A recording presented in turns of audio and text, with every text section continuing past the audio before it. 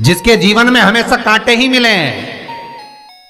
बेटी बड़ी हुई तो घर में मायके में दुख देखा, और मायके से गई ससुराल में तो ससुराल में दुख देखा। ससुराल में भी दुख देखने के बाद में भी पति को बहुत कुछ काम खुलवाया, बहुत धंधे खुलवाए, नौकरी लगवाई, पर वो पति बार बार छोड़ कर आ गया, बार बार तकलीफ भोग रहा है, बार बार कष्ट भोग रहा है। फिर थोड़े दिन काम करता है, थोड़े दिन छूट जाता है, फिर व्यापार में बढ़ता है, फिर छूट जाता है, फिर कोई दुकान खुलवाई, थोड़े दिन अच्छी चली, फिर वापस वहीं घर पर आकर बैठ गया। अर्थात उसके जीवन में वो शूलता चल रही है। तो बाबा देवाधिदेव महादेव कहते हैं, ये 3 घड़ी 3 पल 3 नक्षत्र 3 समय 3 दिन में जो शूल मुझे समर्पित करता है, उसके जीवन से मैं शूल हटा देता। वो 3 दिन लिखे स्कंद पुराण।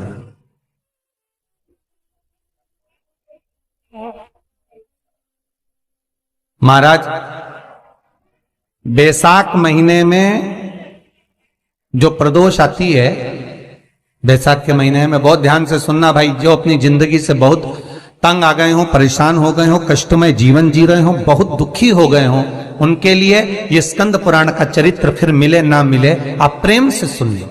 आओ, पहला बैसाख महीने की प्रदोष, चाहे वो शनिचरी प्रदोष हो, चाहे रविवार की हो, सोमवार की हो, मंगल की हो, बुधवार की हो, गुरुवार की हो, शुक्रवार की हो, शनिवार की हो, कोई भी वार की हो, पर बैसाख महीने की प्रदोष, प्रदोष काल में शाम का समय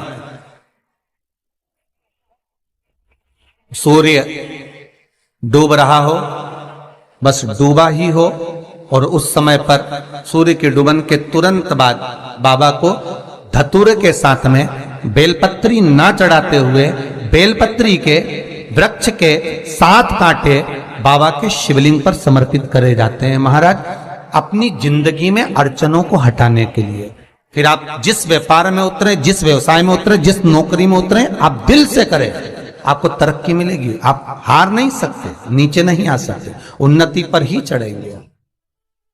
एक वैशाख मास की प्रदोष, दूसरा शिवरात्रि के दिन मध्याह्न का समय। महाराज, जो बड़ी शिवरात्रि होती है माघ की, बड़ी शिवरात्रि के अंतर्गत मध्याह्न का समय, दोपहर के ठीक 12 बजे, चाहे फिर वो कोई भी दिन हो महाराज, शिवरात्रि जिस दिन पड़ रही हो,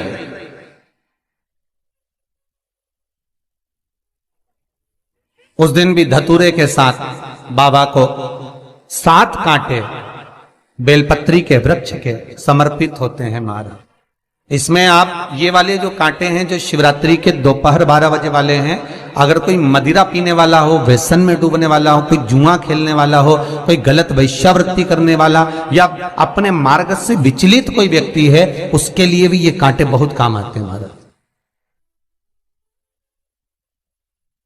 दूसरा, पार्वती, तेरे द्वारा तेरे नयन अश्रु से जो प्रगटा हुआ बेल का वृक्ष है, द्वितीय शूल मैं वहां धारण करता, तृतीय शूल, तीसरा शूल जो वर्णन करा गया महाराज। भगवान श्रावण के महीने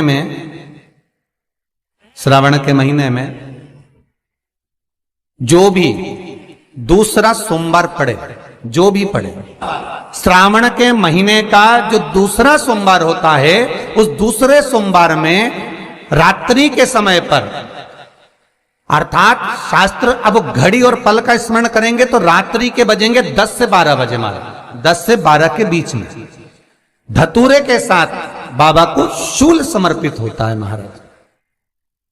ये भी हमारी बाधाओं को, हमारी तकलीफों को, व्यापार व्यवसाय के लिए, नौकरी सर्विस के लिए, बहुत सारे एग्जाम में आप बैठ लिए, गवर्नमेंट एग्जाम के लिए बैठ लिए, नहीं हो रहा, ये 3 बार मेरे शंकर को बेलपत्री के वृक्ष के शूल समर्पित होते हैं, उसका आनंद पाना और उससे अपने को सुख प्राप्त करना।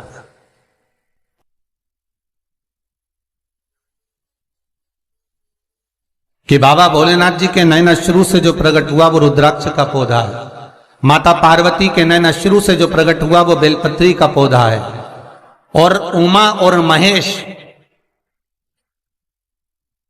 जिस महेश के वंशज हैं महेश्वरी, जिनकी 12 खाम प्रगटी है भगवान महेश के द्वारा,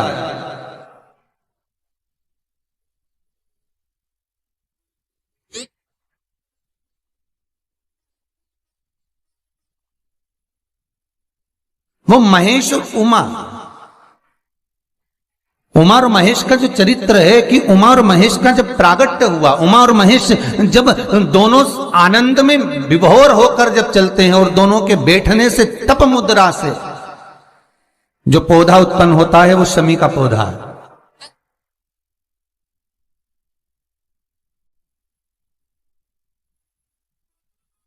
शमी का पौधा। तो एक बात ध्यान रखिए, शिव जी के द्वारा जो निर्मित हुआ उसमें कोई शूल नहीं है, उसमें कोई कांटे नहीं है। पार्वती के द्वारा जो निर्मित हुआ बेलपत्री का पौधा, उसमें कांटे हैं। और पार्वती के मिलन से भी जो उत्पन्न हुआ है शंकर के साथ में, उसमें भी कांटे हैं। शमी के पौधे में भी कांटे, शमी के वृक्ष में भी कांटे।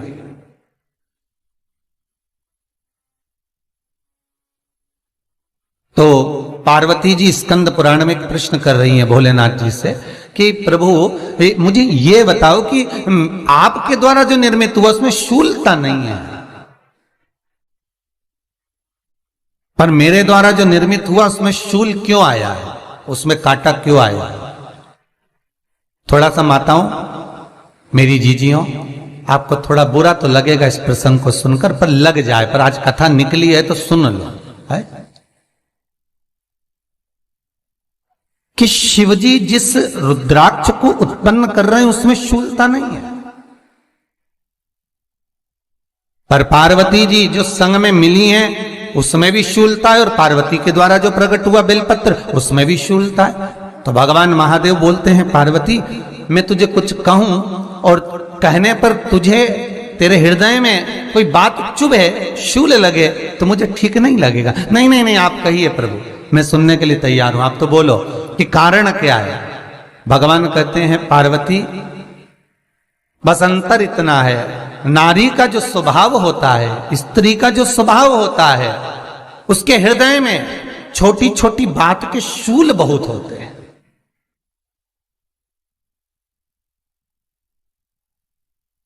जेठानी ने ये कह दिया, देवरानी ने ये कह दिया, तुम्हारी मम्मी ये बोल दी, तुम्हारे पापा ने ये कह दिया, तुम्हारी बहनों ने ये कह दिया, तुम्हारे भाई ने ये कह दिया, तुम्हारे रिश्तेदार ने ये बोल दिया। ये नारी के भीतर ये शूलता रहती है। तो पार्वती जी बोली कि जितना तप आपने करा उतना तप मैंने करा, और जितनी साधना आपने करी उतनी साधना मैंने करी, और जितना आराधना दिल से आपने करी उतनी आराधना दिल से मैंने करी, फिर इसमें शूलता कहां से आ गई? भगवान शिव बोले, बस पार्वती बात इतनी सी है कि जब मैं आराधना करने बैठता हूं तो मेरी दृष्टि में सम्मुख में कुछ नहीं होता। जब मैं आराधना करने बैठता हूं तो मेरी दृष्टि में मेरे सम्मुख में कुछ नहीं होता कि कौन ने क्या करा है, कौन ने क्या बोला है, कौन क्या कर रहा है, उससे मुझे मतलब नहीं होता, उससे मुझे कोई मतलब नहीं। पर पार्वती, जब तू आराधना करने भी बैठती है ना, तो तेरी चित्त वृत्ति में कहीं ना कहीं किसी ना किसी रूप में कोई शूल आ ही जाता है।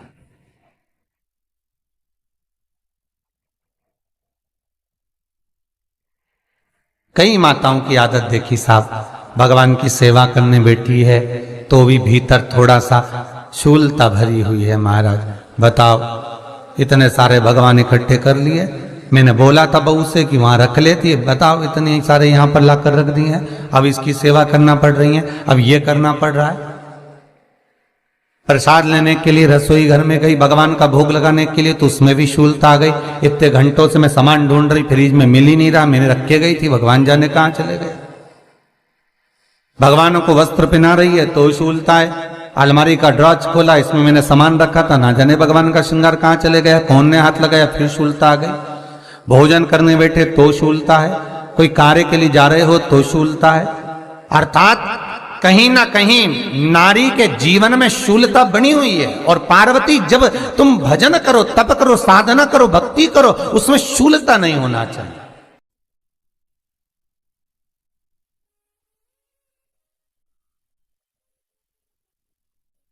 पार्वती जी ने कहा, भोलेनाथ तो क्या आप मुझे स्वीकार नहीं करेंगे बेलपत्री के रूप में? क्या मुझे स्वीकार नहीं करेंगे शमी पत्र के रूप में? पद्म पुराण, स्कंद पुराण, लिंग पुराण, नर्मदा पुराण और शिव महापुराण, ये सारी पुराणे वर्णन करती है। पार्वती जी का खंड आनंद वर्षित कर रहा है, वर्णन कर रहा है। पार्वती खंड वर्णन कर रहा है, सती खंड वर्णन कर रहा है, उमा संहिता वर्णन कर रही है। क्या आप मेरा ये बेलपत्र का स्वरूप आप धारण नहीं करेंगे? इसमें शूलता इसलिए भगवान कहते हैं नहीं नहीं, धारण तो करूंगा,